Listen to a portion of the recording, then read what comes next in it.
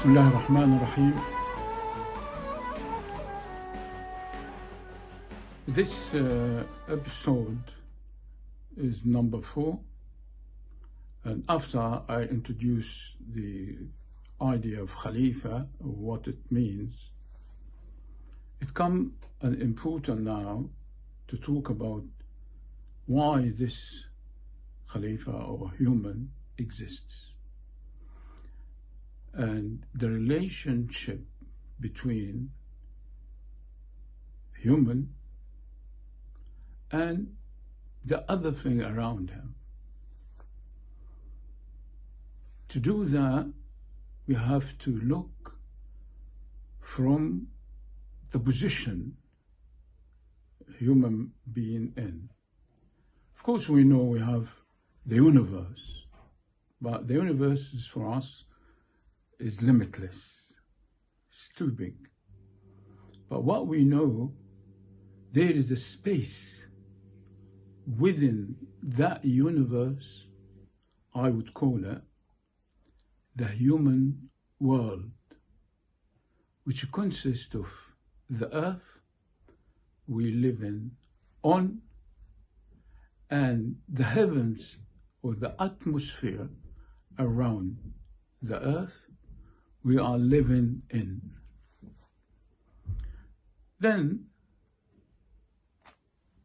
to understand our position in that human world, I'm introducing something called the equation of existence.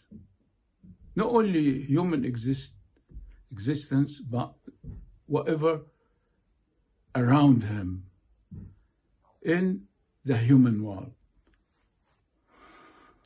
That equation has two parts, like any equation. This human world exists long time ago, and we know that. But without a formula to keep that, sustain its stability, there must be a very precise equation. And this equation, it's from the Quran, very clear. The equation has two parts. The first part is human itself, and the other part concerning the other thing but human. And in this equation, in the Quran, it said clearly, as Allah subhanahu wa ta'ala, the Creator, have created everything but human for human. Clear. Everything, without any exception, has been created for human. And the idea would come very logically, if this is the case, what human is being created for? And this is the other part of the equation. This, in the Quran, God say, وَمَا خَلَقْتُ الْجِنَّ وَالْإِنسِ إِلَّا لِيَعْبُدُونَ. One purpose, and one purpose only, for human to exist is to worship Allah subhanahu wa ta'ala. Don't listen to anyone. There is nothing else for human supposed to do in this human world but to worship Allah. Again, the first equation is خَلَقَ لَكُم مَا فِي الْأَرْضِ جَمِيعًا. Everything else is being created for human. Within that creation is subjected to as well. Then creation and subjected to for human. Everything else but human, for human. And human itself, nothing for purpose of existence but to worship Allah subhanahu wa ta'ala. Very clear equation. This equation is the element which helped to sustain the world or the human world we are living in. The other part of the equation, which is very important, the only purpose of human existence is to worship Allah subhanahu wa ta'ala. The question is not to doubt that. Whatever they say, don't take it. It's very clear in the Quran, the one purpose and the only purpose is to worship Allah subhanahu wa ta'ala. The question is how to worship Allah subhanahu wa ta'ala. If we look to the difference between human and non-human, not the brain or the intelligence or the senses or anything, no. The only difference between human and non-human is that human have will. He have a choice. Then you expect that the worshipping would be in that area. Because human have a choice, he's been created and given the choice and being tested for that choice. And this is the area which decide his purpose. Then the purpose of existence to be tested in the world we're being given.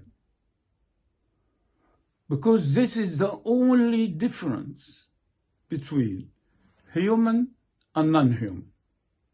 That will. Then how to worship Allah subhanahu wa ta'ala, which actually, this is the purpose I have been existed for, is to be tested in my will. And how I do that? To make my will or my choice as the choice my Creator or Allah subhanahu wa ta'ala it choose for me, which He didn't force me. He can, of course, but this is not He want me to do. He want me to be volunteer, giving up my will and make my choice exactly the same as the choice God has asked me to do. The choice Allah subhanahu wa ta'ala has recommended us to do is from our favor, in order to be in harmony with the other creation. The other creation is being created for me. If I choose the choice which God subhanahu wa ta'ala has asked me to do, then I will make the best benefit of the other things is being created and subjected to me. This is a summary of the equation of existence. But some people would say, to complete it, the choice you have given is relating to what alternative. And the more alternative, the complexity of the choice. And the choice doesn't have to be either good or bad. It could be between too good or too bad. Then I can conclude worshipping, it goes with every choice, every alternative you have a destiny. And the more choice, the more that test become complicated. And within that concept is clearly our position in the human world and my relation to other existing things and how I deal with it through what God asked me to do in order to have the best benefit of what is being created for me.